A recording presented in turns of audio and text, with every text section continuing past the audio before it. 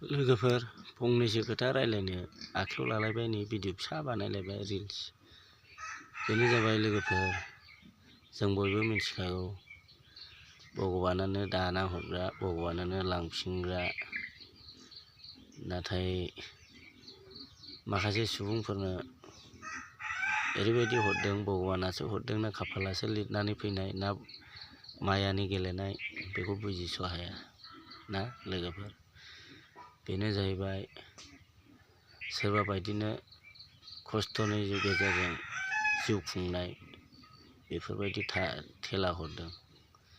आरो सोरबा बायदिनो मेगनाव मोदै खुगायाव उदै सामफ्रामबो गाबनायनि बिबान हरदों। आरो सोरनोबा हरदों रंजा खुसि मिनि खुसि थाबाय थानायनि बिबान हरदों।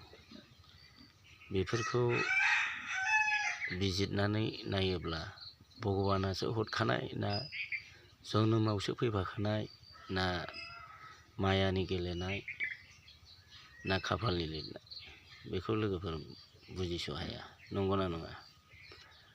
दा बेखौ सोरबा मिथियोबा कमेन्टआव लिरना हरदो लोगोफोर, आंथ' बिजिरनानै मोनाखिसै।